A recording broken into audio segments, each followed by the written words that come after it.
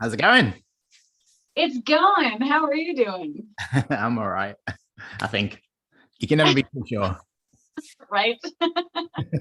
Thanks for hanging out with me on a Sunday afternoon. Yeah, no, thank you. Thanks for having me. How's your weekend been? It's been super uneventful and I'm happy about that.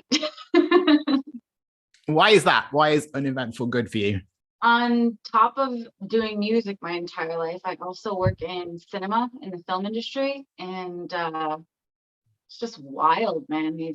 These production days, even pre-production days, it's just insanely long hours. I'm talking on a typical day, anywhere between 14 to 19-hour shifts. So Whoa.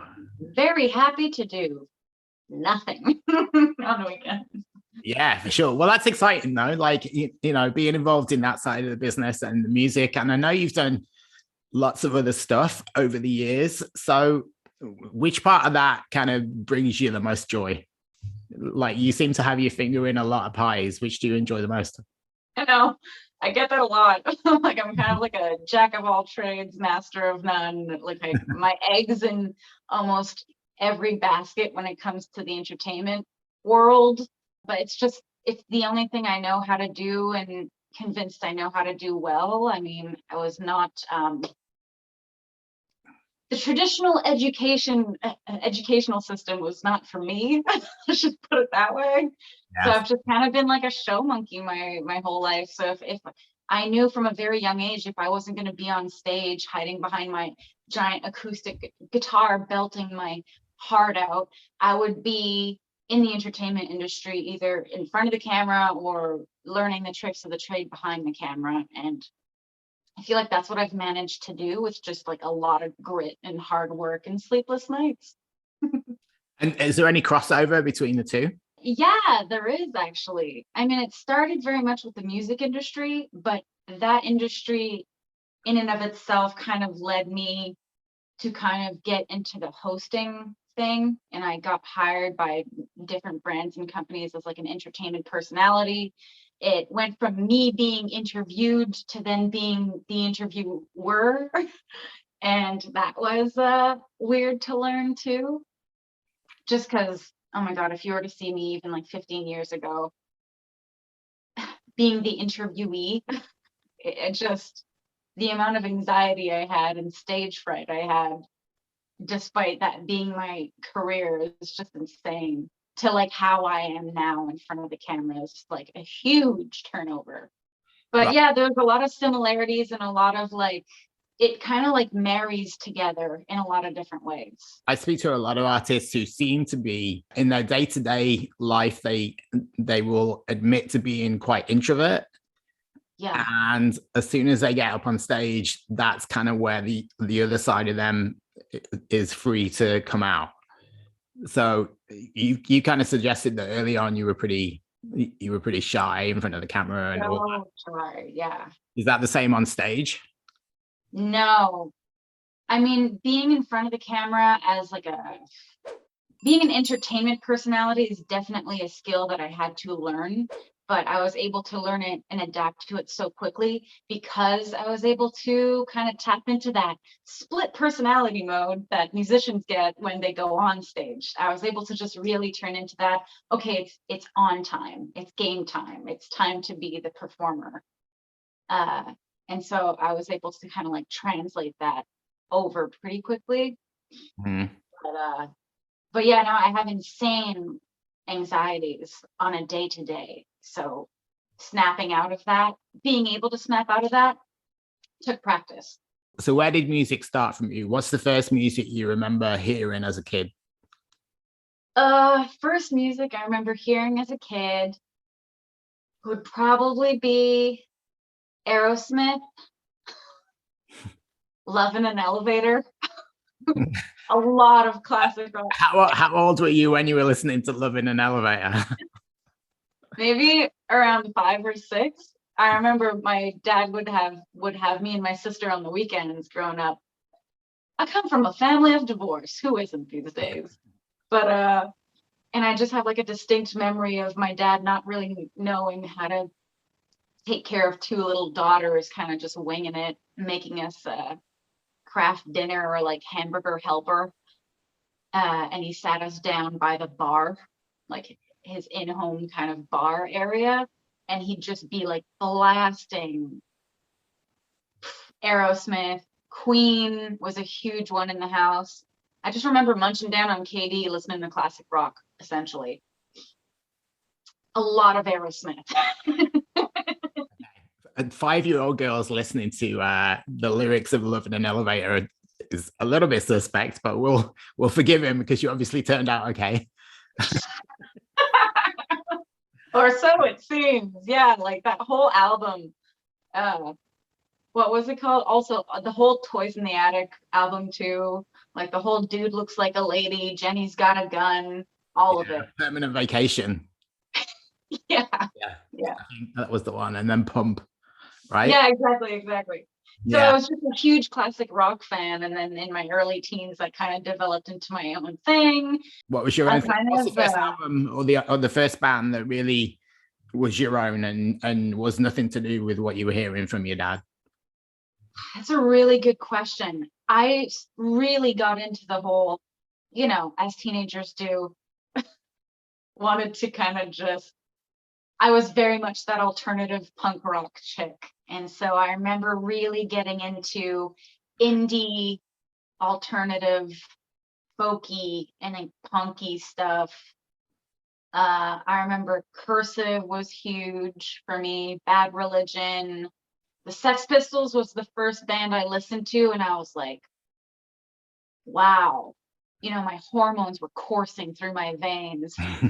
Listening to the Sex Pistols for the first time, being like, yeah, fuck the government, man. Yeah. The Sex Pistols, the first ever vinyl that I bought was the Sex Pistols 7-inch. Oh yeah. Yeah, so I'm on the same wavelength as you, and I actually have a picture of Sid Vicious on my wall over here. Oh, that's so cool. and I even share my birthday with Sid Vicious, so I'm a true committed Sex Pistols fan. So that was a huge turning point for me in my tween years. I think at around 12, 13 years old, I was just completely obsessed with like really old school punk rock. And I mean, the Ramones was obviously a staple, but even going deeper than that, I was just the raw sound of it all, like the whole not giving a fuck of it all was just very attractive to me at the time. And then that kind of just like slowly grew. And then I got into very different subgenres. I was always very much like an acoustic singer, songwriter type of performer. Mm-hmm. But throughout my life, I've been in various different bands, like experimenting with different sounds, even vocally for me. Yeah, because your music's very varied, and you've had all these collaborations and things like that. So when did the songwriting start for you? Also at a really young age. Like I said, I wasn't always the best academically, traditionally. But my parents kind of figured out when I was really young that I definitely had this. Sorry, I just saw a squirrel get electrocuted. That was pretty gnarly, and she's still going, so I guess it's okay. Wow. Okay. Yeah, they're hardcore. My parents figured out at a really early age that, like, okay, I guess she's not good at very many things, but she's definitely good at this thing. So let's just kind of keep encouraging that. That's good. So yeah, I was songwriting early elementary school. Yeah, from anywhere from 8, and then 12 is where I really started. It was like an obsession at that point. I was writing every day, recording every day. My first little album was on a tape deck, just because I grew up in the boonies, the Laurentians of Quebec. Still to this day, my mom has to go to the town hall so that she could get reception, so that she could get the internet, so she can talk to me. So I just grew up on like whatever the kids had technology-wise at the moment. I was still a decade behind. So I'd be typing out my school essays on typewriters and still recording on tapes. And yeah, I remember when I got my first like MP3 player, I thought it was the coolest thing. What instruments were you playing back then? Anything I could get my hands on. But the acoustic guitar was really my bread and butter. That's what I really kind of just taught myself on. And that's kind of where my strengths lie. But when it came to recording stuff, I would kind of play whatever was around. And I would kind of just figure out, I was really good at figuring out what to play that was sounding off in my head. So technically and theatrically, I'm shit at music, but when it comes to my ear, I can figure it out. It might not look nice. I might get criticized for what it looks like when I'm trying to create it, but I can usually get the sound there. But on stage, it's mostly vocals and acoustic for sure. Okay, so when like you mentioned that you were like 8, 9, 10, whatever, when you were first writing these songs, were you playing them for people? Yeah.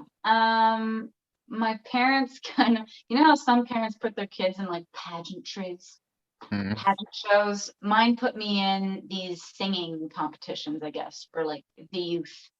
right. Okay. So I'd be competing regionally and nationally across Canada for these singing competitions. Across Canada at that age? Yeah, Wow. yeah, it was pretty cool. It was what was it called? It was something French though. Gala something de jeunesse. I still have like a bunch of plaques somewhere in my closet from being a finalist. Nice. All my participant trophies. Yeah. Oh God. Yeah, so I wasn't new or shy about performing. So let's talk about more recent music because you know you talk about listening to punk rock. Do you think that any of that that you were listening to in your teens kind of made its way into the music you're making now? The music that I've made in the past 5 years, I would definitely say no. Yeah, No. it's like it doesn't sound punk rock, but is there any elements or influences from that time that made its way in? I think the way I play guitar is still reminiscent of the old punk stuff I used to listen to, just because everything I play is just so raw. It's so raw. It's not technically beautiful sounding. It really is just all from the heart. And I think that comes through in whatever music I write. It always stems from that nostalgic teen angst I had. Like before you had your first like release out there into the world, do you remember like having a conversation with yourself about what kind of music you wanted to make and how did you like your taste in music is obviously very varied. How did you decide which route you were going to go down musically?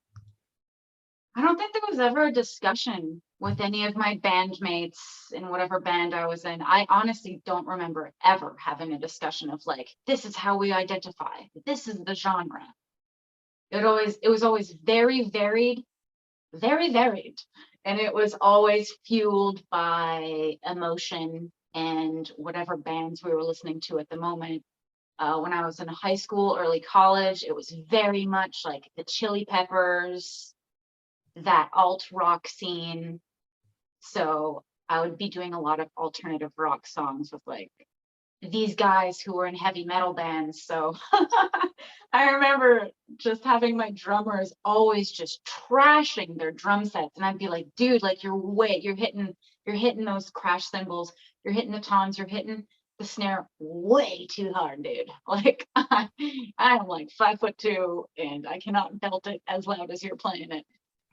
So I remember that always being a discussion. I had to have my drummer go on like the little, what are those called? Get to switch from his sticks to like those little metal things.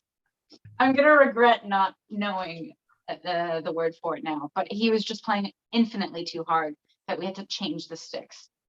So I remember that being particularly ridiculous. But then that changed over the years as I grew up and my taste in music changed and I found a newfound respect for the era of bossa nova and the whole language of jazz. and the collaborations that came through that, and like that whole Brazil era. But all through my teen years and early 20s, it was very much that trip hop, Bristol, UK, you know, Thievery Corporation, Massive Attack, Portishead, Nice. hugely influenced by those guys, and it definitely came through in my earlier works. I was lucky enough to go to a gig in, what year was it? I don't know. It's probably like 20 years ago now. And it was in Bristol, and it was in a venue that held maybe like 1,800 people. Nice. And it was Damon Albarn from Blur, followed by Robert Plant from Zeppelin. I saw Robert Plant too. Followed by Portishead, who segued. There wasn't even a gap into Massive Attack. It was what a lineup. I know, it was a beautiful thing. Shivers. I just got like the shivers on my legs. Yeah. That must have been wild. What year? Do you remember the year? I think it was maybe like 2005, something like that. It was a charity gig. That's why the lineup was kind of all over the place, and it was in Bristol, and I think it was actually arranged by Massive Attack. So that's so cool. Wild. Yeah, the whole trip hop era really still today is like, I'm in love with it. And I can see that influence, especially on your earlier stuff. Like, and obviously your sound has changed over the years, but there's definitely elements of it still in the stuff that you've been putting out recently. How do you think your sound has changed from your first releases to like these new songs that have recently come out? I think in the earlier stuff, I was very much focused on, I'm just going to play what I feel, purely based off like feel and vibe and emotion, and didn't care if it was trashy, heavy, not in sync, not on time, just really something that you can just zone out to. And I really loved that. And the more I was trying to get licensing deals, the more I was trying to get airplay, I was like, okay, I gotta really like tighten this up and find something that I absolutely love to do, where I don't feel like I'm cheating myself, but at the same time something that I can package and sell and make it cute for radio. And so that's when I discovered I can still do what I love and still have the same emotion and feel and still make it radio friendly. And that's where I found that cool medium between like the bossa nova, jazzy, pop, alts. I don't even know what to call the genre I play these days. Kind of like bedroom chill, lo-fi.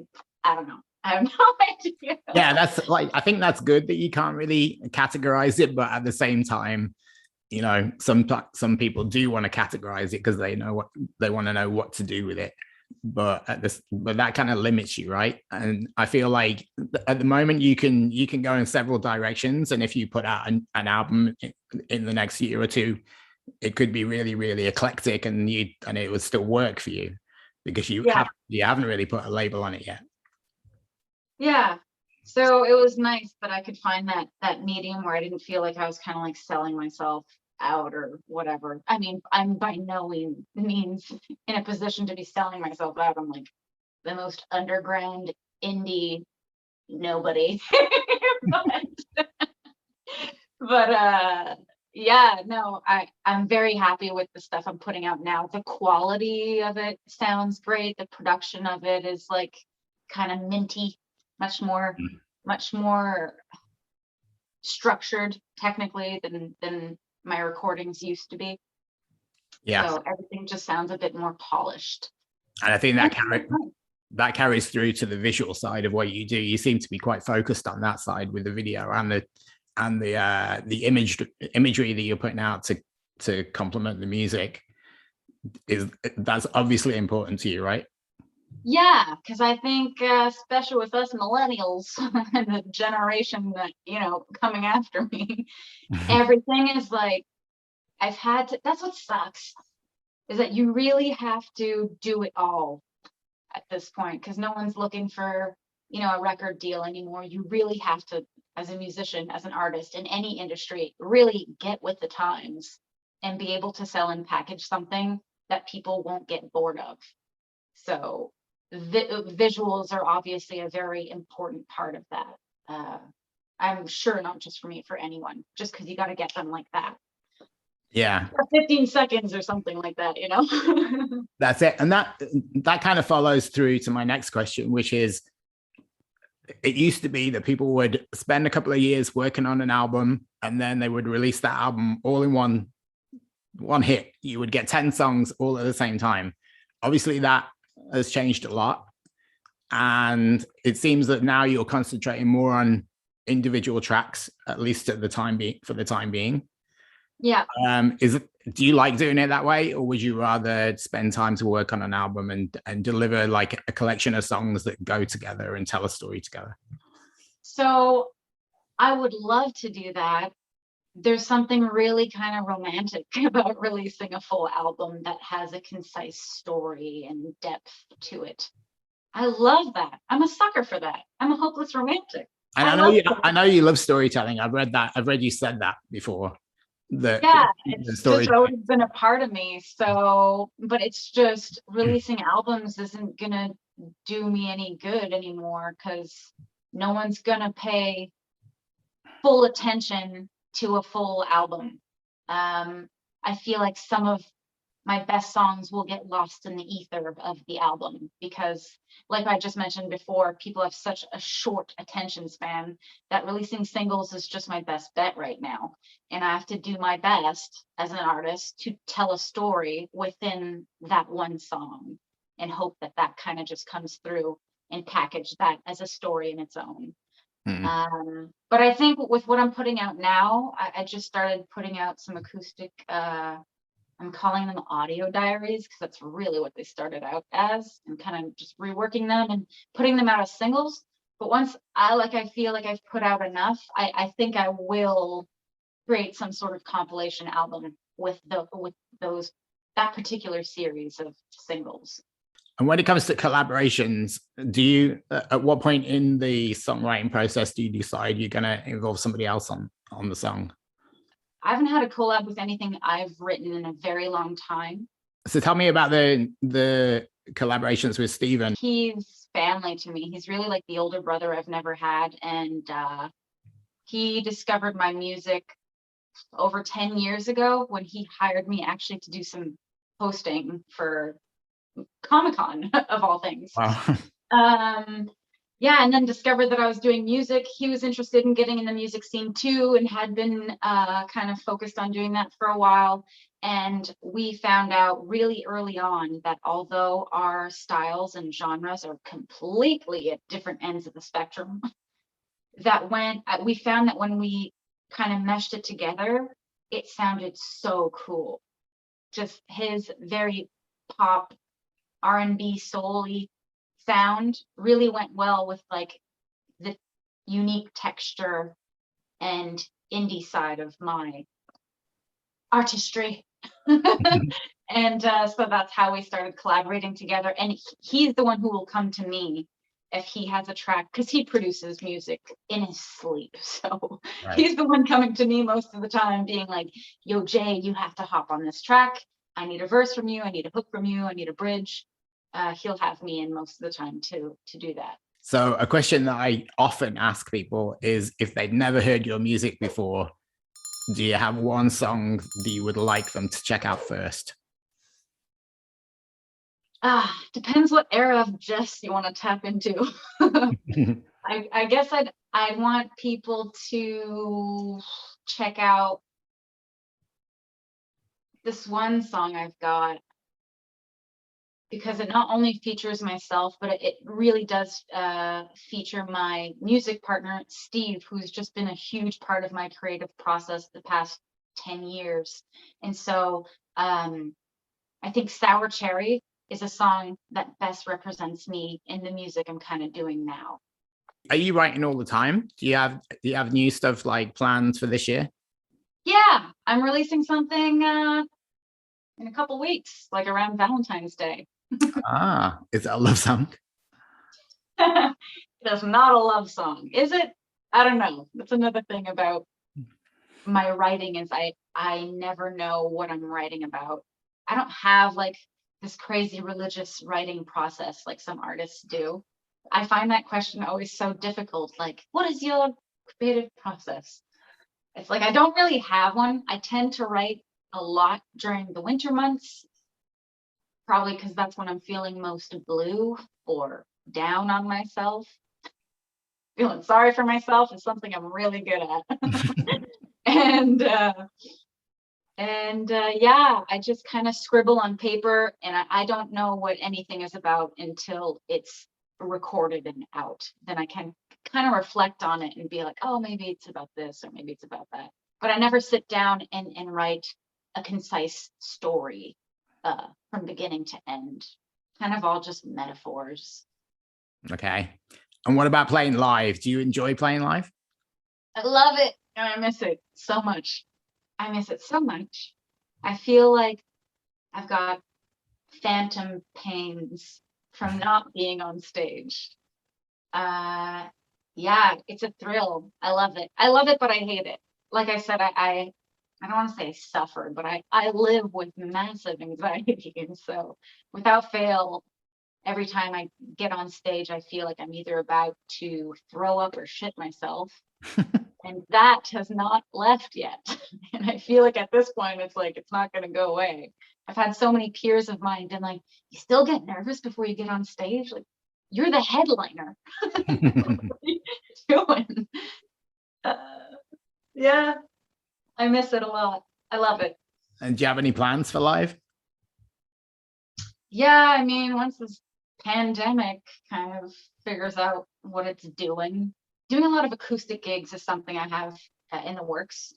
Okay. But playing as a full band right now is next to impossible, especially in Montreal right now. There's just no venues open. It's very complicated when it comes to like the COVID regulations. Yeah. Well, hopefully the end is in sight. I hope so. You know, I'll touch some wood. But looking forward, if the dream scenario happened and you could go on tour with one artist as the opener, who would you choose?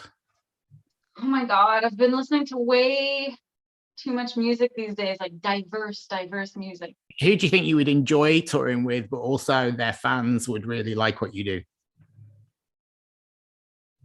All right.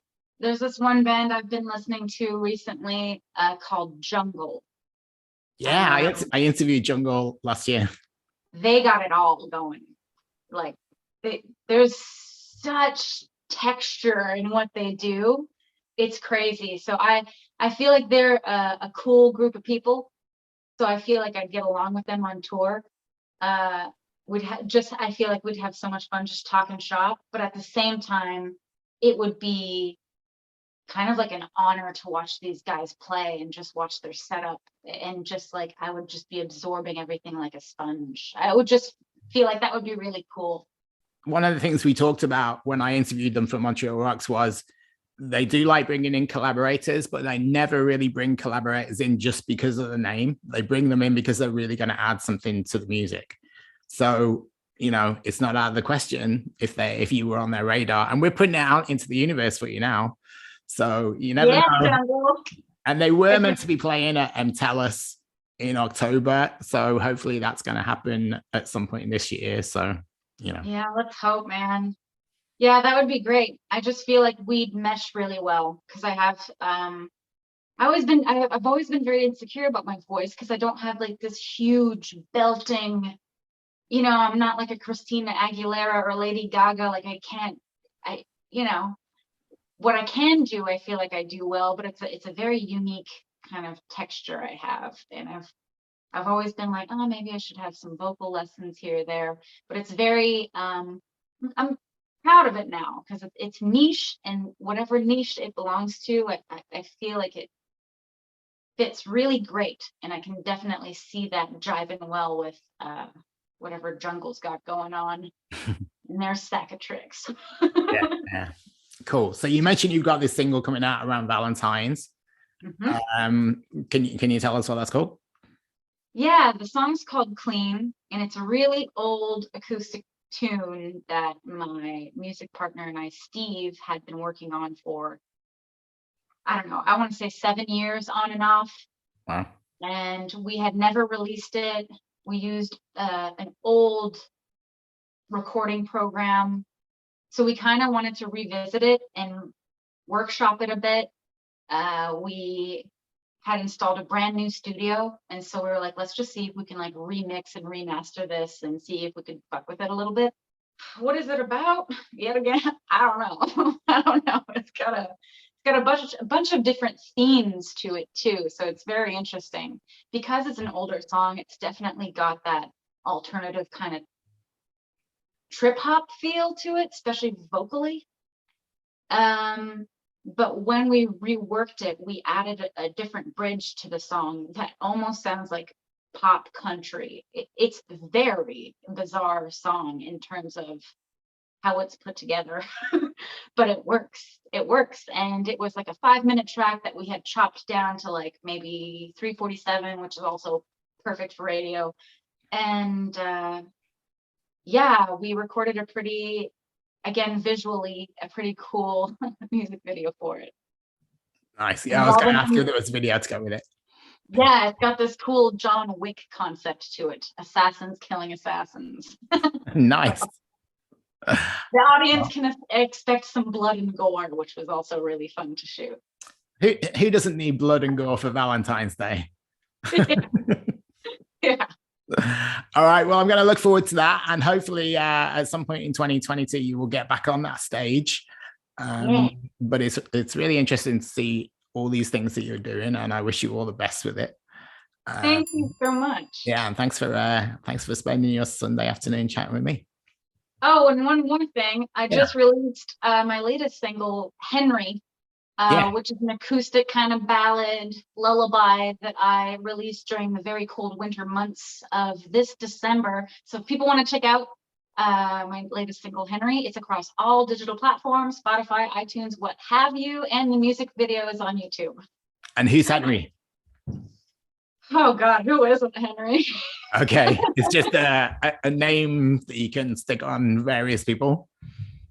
Yeah, it's about a time, a place, a person, maybe several persons.